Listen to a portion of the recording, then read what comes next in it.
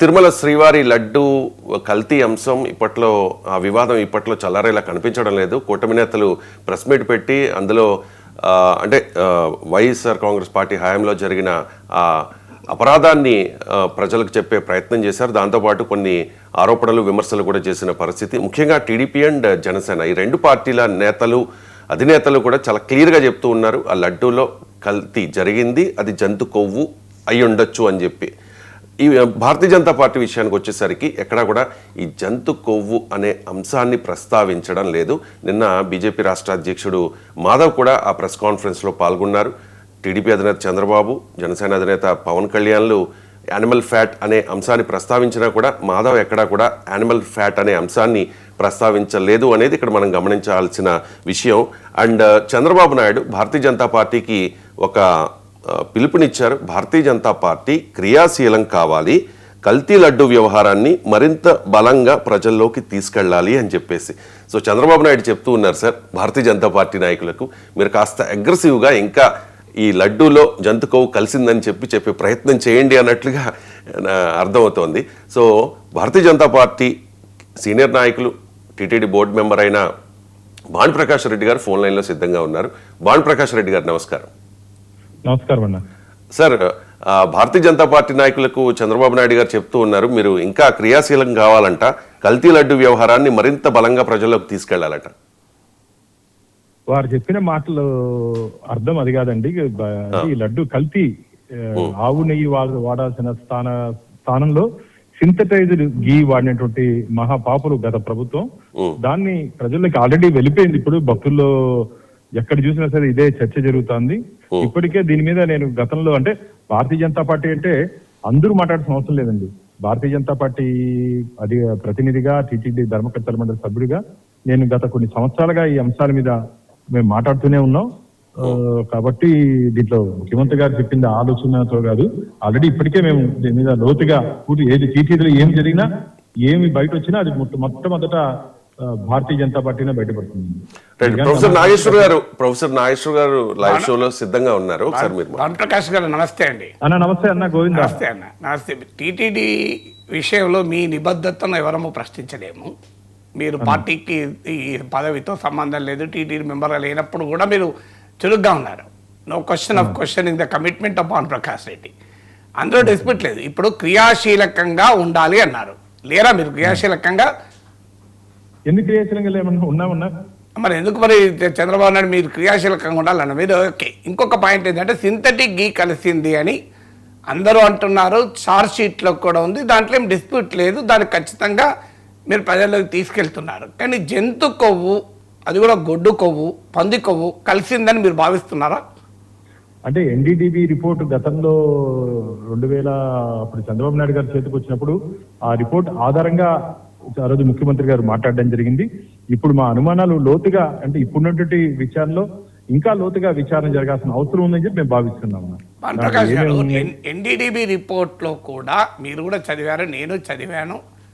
Suspected అడల్టరెంట్స్ అన్నది అవకాశాలున్నాయి అని పవన్ కళ్యాణ్ కూడా నిన్న అన్నాడు. కానీ మీరు అంతకుముందు చంద్రబాబు మాట్లాడినప్పుడు, పవన్ కళ్యాణ్ మాట్లాడినప్పుడు, లోకేష్ మాట్లాడినప్పుడు ఆ వీడియోలు కూడా ఉన్నాయి, మళ్ళీ కూడా ప్లే చేయగలము. కలిసింది అని స్పష్టంగా ఎన్డీటీవీ రిపోర్ట్లు ఉంది అని లోకేష్ అన్నాడు. పవన్ కళ్యాణ్ నిన్న అవకాశాలు ఉన్నాయన్నారు. మీరు చెప్పండి, లోకేష్ కరెక్టా, పవన్ కళ్యాణ్ కరెక్టా? అన్న, ఎన్డీటీవీ రిపోర్ట్ మీరు ఆ రోజు కానీ చదివినట్టయితే ఎస్ వాల్యూస్ మీరు కానీ ఆ ఎస్ వాల్యూస్ కానీ గమనించినట్టయితే ఎస్ వాల్యూస్ లో ఉన్నటువంటి ఆ డిఫరెన్సియేషన్ బట్టి ఖచ్చితంగా కలిసి ఉండే అవకాశాలు ఉందని చెప్పి ఆ రోజు నేను అందుకని ఈరోజు చెప్తున్నా కదా, ఇంకా లోతుగా చేయాల్సిన అవసరం ఉంది. ఇంకా ఇది సరిపోదు, ఇంకా లోతుగా విచారణ చేయాలి దాంట్లో. ఎందుకంటే నాకున్నటువంటి సమాచారం -10% ఉంటే కనిపెట్టలేమంటున్నారు. కొన్ని ఇప్పుడే నాకు అబ్రాడ్ నుంచి కూడా ఫోన్లు వచ్చాయి, మీ ఫోన్ ముందే. అక్కడ నుంచి కొందరు బయోటెక్నాలజీ సంబంధించిన సైంటిస్టులు కూడా నాకు ఫోన్ చేశారు. ఏంటంటే వెంకటేశ్వర స్వామి భక్తులు ఖచ్చితంగా దాన్ని ట్రేస్ చేయొచ్చు, దాన్ని ట్రేస్ చేసే విధానాలు కొన్ని ఉన్నాయి, మేము గైడ్ చేస్తామని చెప్పారు. ఆ విధంగా దాన్ని ఇంకా లోతుగా చేసి ఎక్కడెక్కడ ఏమేమి కలిసాయి అంటే, నాకు ముఖ్యంగా మా బాధ ఏమంటేనా, ఇప్పటికే తిరుమల తిరుపతి దేవస్థానం ఆరాధ్య దైవమైనటువంటి వెంకటేశ్వర స్వామి ఈ లడ్డు వ్యవహారంలో కిచెన్ మెషినరీస్ దీని వేరే ఒక అడ్వాంటేజ్ తీసుకుంటున్నాయి, అడ్వాంటేజ్ గా. కాబట్టి ఇవన్నీ జరగకుండా దీన్ని రాజకీయ కోణంలో, ఎక్కువ రాజకీయ కోణంలో కాకుండా ఒక భక్తి కోణంలో తీసుకుపోవాలని చెప్పి మా భావన.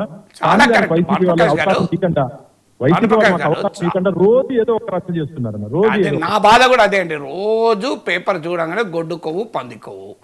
మీరు చెప్పారు సస్పెక్టెడ్ అడల్టరెన్స్ ఉండేది ఎన్డీడీబీ రిపోర్ట్ కరెక్ట్. మీరు సస్పెక్టెడ్ అడల్టరెన్స్ అంటే మరింత లోతైన విచారణ చేయాలి, అది కూడా కరెక్ట్. కానీ అది చెయ్యకముందే ఊరూరా తిరిగి బ్యానర్లు కట్టి ఇందులో గొడ్డు కొవ్వు ఉంది పంది కొవ్వు ఉంది అని చెప్పడం కరెక్టా అండి? బ్యానర్లు అది అన్యమతస్తులకు అడ్వాంటేజ్ ఇవ్వదా? బ్యానర్లు కట్టింది వీలు కట్టారు కదా వైసీపీ నాయకులు కట్టి.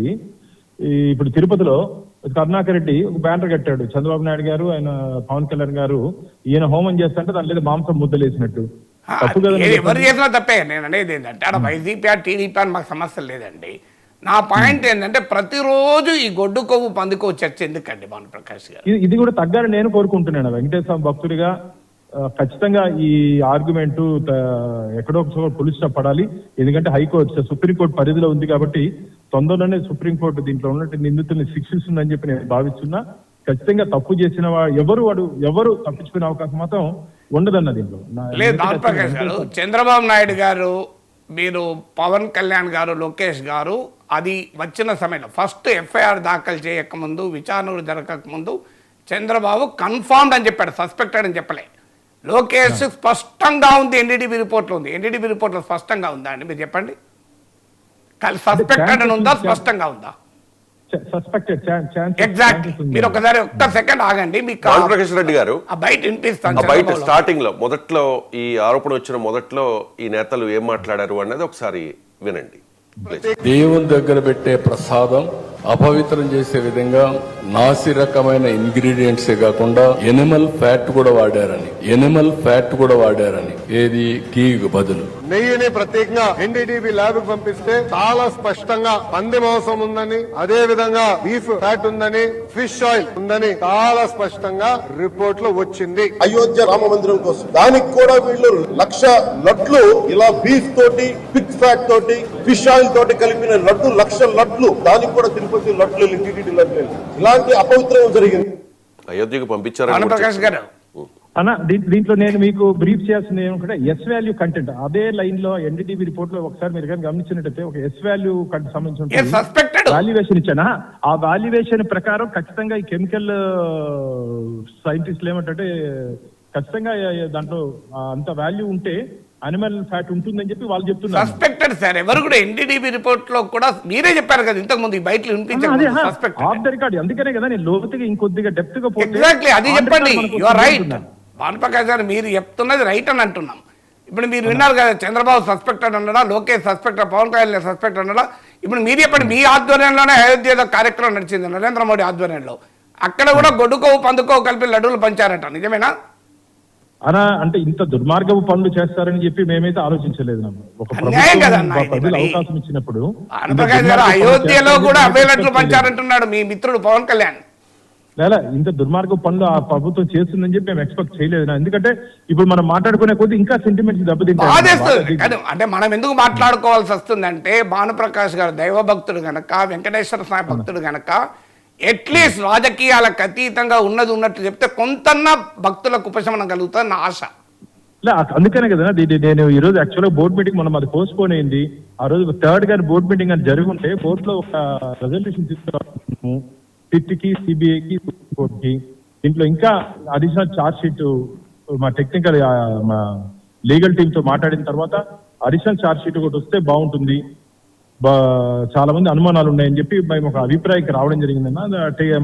నా అపీల్ ఏంటంటే భానుప్రకాష్, నా అపీల్ ఏంటంటే సస్పిషన్ ఉన్నప్పుడు దయచేసి, ఇవాళ తెలంగాణ హైకోర్టు చెప్పింది అనుమానాలు ఆరోపణలు ఉన్నాయని పరీక్షలు రద్దు చేయలేము అన్నారు. మీకు ఈసీజీలో అనుమానం తెలిస్తే బైపాస్ చేయమన్నా మరిన్ని టెస్టులు చేయించుకుంటాం. అప్పటి వరకన్నా మారటోరియం కూటమి నేతలకు మీరు సలహా ఇవ్వగలరా? అయ్యా ఇది గొడ్డు కొవ్వు పంది కొవ్వు కలిసిందని నిర్ధారించేంత వరకు దీనిపైన మారటోరియం ప్రకటిద్దాం, మాట్లాడద్దు.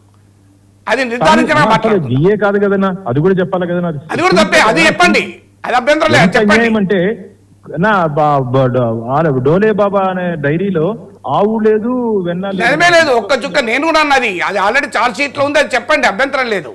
ఛార్జ్ షీట్ లో ఉన్నది చెప్పడానికి ఎలాంటి అభ్యంతరము లేదు. అయినా అది ఛార్జ్ షీటే కోర్టులో తేలాలి, కానీ అప్పటిదాకా చెప్పుకోవచ్చు ఎవరు వాదన వాళ్ళు. కానీ గొడ్డుకో బందుకో ఒక్కటి నేను రిక్వెస్ట్, అన్న ఆ ఒక్కటి రిక్వెస్ట్, మీరు కెమికల్ గీ చెప్పండి, ఒక్క చుక్క లేదనండి, బోలే బాబా చెప్పండి, రసాయనికాలు కలిపారు, ఇవన్నీ ఛార్జ్ షీట్లో ఉన్నది కనుక మీకు చెప్పే హక్కు ఉంది, చెప్పుకోండి. మాలాంటి వాళ్ళైతే తీర్పు వచ్చేదాకా ఆగుదామంటాము, పోనీ మీరు చెప్పండి. కానీ గొడ్డుకో బందుకో దగ్గర పైన కొద్దిగా మారటోరియం దయచేసి చంద్రబాబు నాయుడుకు, లోకేష్కు, పవన్ కళ్యాణ్కు, మీకు మీరైతే అంటలేరు అనుకోండి, బీజేపీ నిన్న మాధవ్ అనలేదు, పవన్ కళ్యాణ్ నిన్న అనలేదు, అప్పటిదాకా లెటర్ స్టాప్ దిస్ న్యూసెన్స్. రోజు పొద్దున మేము చూడలేకపోతున్నాం గొడ్డుకోవు పందుకోవు, ఈ రెండు పదాలు ఆపుతారా దయచేసి? జంతు కొవ్వు ఆపిందన్న ఆపుతారా? దండం పెట్టి అడుగుతున్నాం మిమ్మల్ని. అయ్యో ప్లీజ్ ఈ రెండు పదాలు రాకుండా నిర్ధారించి తేలేంత వరకు, అంటే కంక్లూజివ్గా తేలేంత వరకు, కంక్లూజివ్గా తేలినాక మీరు ఏమన్నా చేయండి, కంక్లూజివ్గా తేలేదాకా ఆపుతారా లేదా దయచేసి?